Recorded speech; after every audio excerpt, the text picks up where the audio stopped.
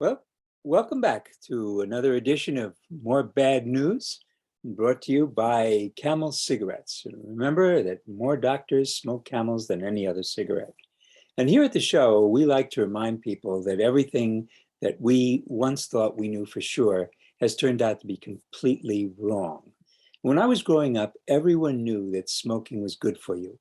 It wasn't just that smoking didn't cause cancer. Smoking helped digestion, concentration, sex, you name it. It was better with tobacco.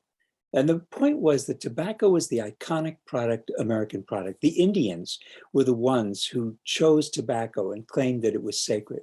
For the American colonists, tobacco was the economic lifeblood for trade with the old world. When I was in college in the 1960s and 70s, despite the 1964 Surgeon General's warning that cigarette smoking caused cancer, which was, just came out, but it took decades for that to be transferred into a change in the society's attitudes. So for us at the show, the idea to keep in mind is that there are a lot of things that we take for granted as being true. And it is useful to keep in mind that everything that we ever thought was true has turned out to be completely false. We thought that cannabis was terrible for you, and now we know that it's medicine and it's also really good and a lot of fun to smoke. And right here in Big Rapids, we now have over a dozen pot shops. So today we're going to take a little comparison between European and Native American ideas about various fundamental subjects. And we're going to start with land. And I think that land is probably central and the most important and affects everything else. The difference between concepts of land between Native Americans and Europeans. So first of all, the European attitude was that land was a resource to be exploited for the benefit of people, human benefit. And Europeans believed in the private ownership of land. That's very important. And from this belief developed much of Europeans took for granted. Property lines often demarked by fences, inheritance customs for transmitting land from one generation to another, courts to settle disputes. Property was the basis of independence, wealth, status, and identity. The social structure directly mirrored patterns of land ownership, with a wealthy land elite and with the king at the apex, and then a propertyless masses at the bottom. Native American society, on the other hand, had the idea that the earth was a Mother Earth, and that it did not belong to humans. Humans belong to the earth. The earth did not belong to humans, and that there was a responsibility to share the bounty of the earth, just as Mother Earth shared her bounty with us and kept her children alive. The children had to share the bounty with others. So I want to take a dive into this difference, because I think it's absolutely fundamental. And what strikes me is that for European civilization, this idea goes back at least 3,000 years. We find in Genesis 23, chapter 23, Abraham Abraham's wife Sarah has died, and he wants to bury her. And so Abraham went to the Hittites. Abraham, remember that God had promised Abraham that it would all belong to him, but he's an old man now, and his wife died, and nothing belongs to him. He's still living in a tent, and so he goes to the Hittites and he says, "I'm a sojourner among you, and I want a place to bury my wife." And the Hittites respond, Abraham, Prince, we love you. Go bury your wife wherever you like.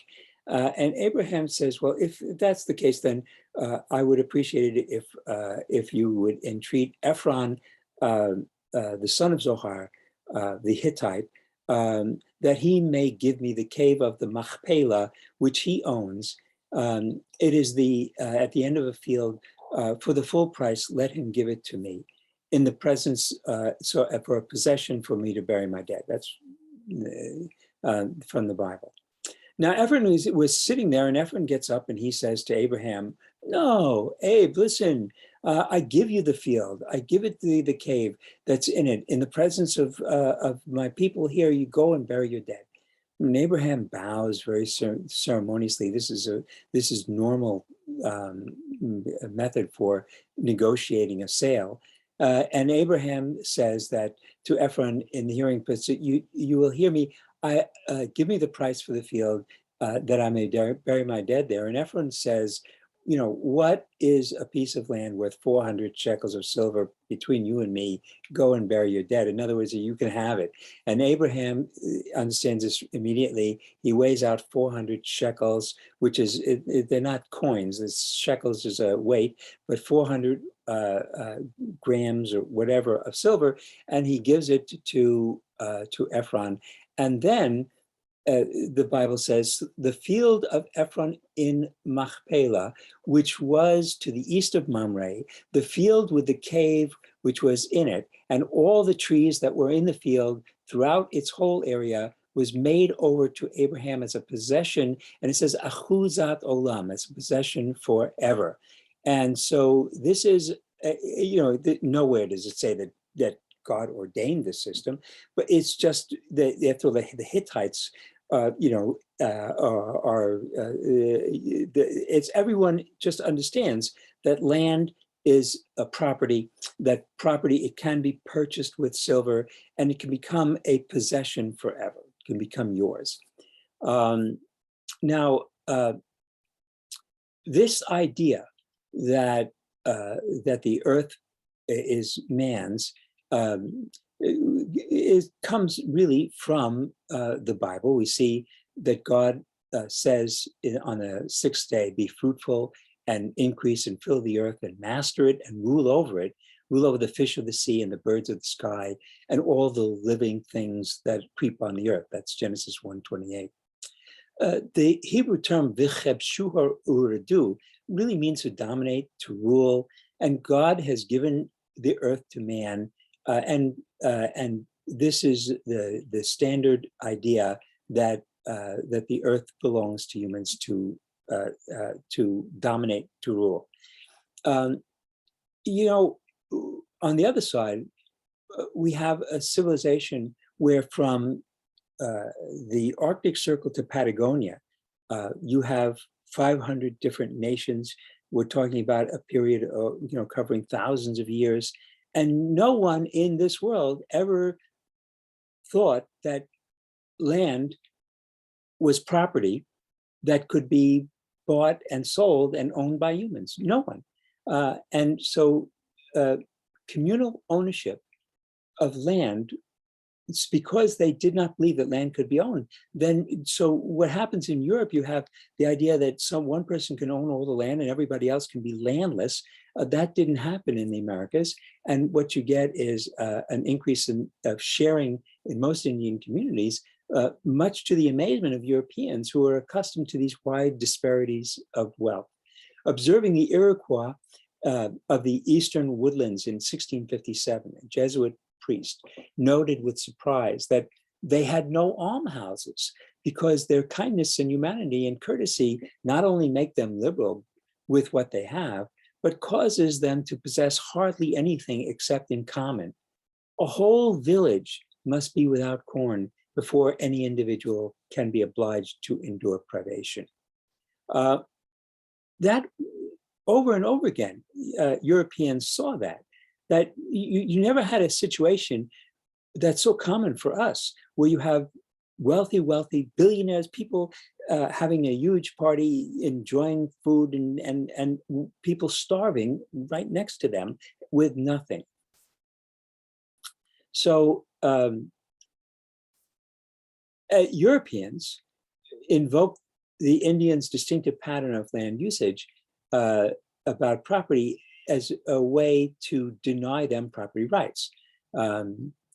So for the Europeans, by what right or warrant can we enter into the land of the savages and take away their rightful inheritance? And the answer was that they didn't possess the land. They simply lived on it. They were like nomads, even though it was obvious that they had villages, fields, they were sedentary, it's just like, yeah. But it was a fiction that allowed the Europeans to exploit the native populations. Within families, men exercised authorities over their wives and children, according to the legal doctrine known as coverture. When a woman married, she surrendered her legal identity, which became covered by her husband. She could not own property or sign contracts in her name, control her wages. If she worked, write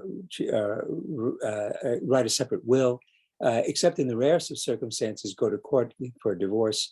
The husband had the exclusive right to the wife's company, including domestic labor and sexual relations. That all comes from Give Me Liberty, the 6th edition, for Eric Foner. Social stratification. So communal ownership sharply limited social stratification and increased a sense, that is the distance between the wealthy and the poor. It increased a sense of sharing in these communities, so that the Native Americans, there were no prisons. The kind of law that where we have the largest prison population in the world, the Western world at least, maybe the Chinese would probably beat us out. But this idea that was just totally foreign, and the Native Americans didn't have any prisons. When it came to matriarchy versus patriarchy, Europeans were universally patriarchal. Many Native American tribes, however, were matriarchal, and inheritance was matrilineal. The tribe of the Iroquois Confederacy were matriarchal. Controlling authority was held by clan mothers from each tribe. The clan mothers chose the chiefs and decided on treaty policy with the British and the French. They chose the chiefs. They could demote a chief if they didn't like the way he was acting. The society really was, if you want to imagine how American society, it would be as if the only people who could run for president and Senate and Congress would be grandmas. In order to have political power, you have to be a grandmother, and you have to have daughters and granddaughters. This gave you this foundation. That was the political leadership of the Iroquois. Everywhere in Europe, family life depended on male dominance and female submission, whereas that was not at all true in terms of Native American society. Divorce was a woman's prerogative if she decided, in the Iroquois at least, that all she had, they lived in long houses, so that a young man would ask grandma for permission to marry her granddaughter. Then when he married the granddaughter, he moved into the longhouse where grandma lived and where her uncles and her father lived. So she is surrounded by her family and really well protected. And the young man is coming into that family, and he's got to watch himself and make sure that he behaves. If he doesn't behave himself and she wants to divorce him, all she needs to do is take his stuff and put it outside the longhouse, and he's gone. And he, you can imagine, he can't just smack her because there's all of her family there. And you can imagine he would be in a lot of trouble. And once he's divorced, God help him, he's not going to find another grandma who's going to trust him with her granddaughter. So we have political powers in the hands of women. Economic roles of men and women are different, and religious beliefs. So for the Europeans, what you have is a single divinity, a written scripture, a trained and highly literate clergy, churches with structured ceremonies. Native American beliefs are passed down orally. They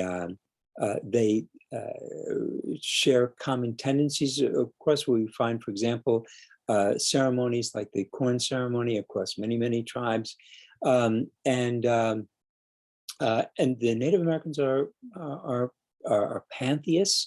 They see God in everything, and Native American societies didn't share a literary tradition. They had an oral tradition. They had stories that they told. They believed in a great spirit that is basically monotheistic. They believe that there's a spirit in the river and in the rocks and in the birds and in the trees, and we're all kind of related. So here is the final point to be made.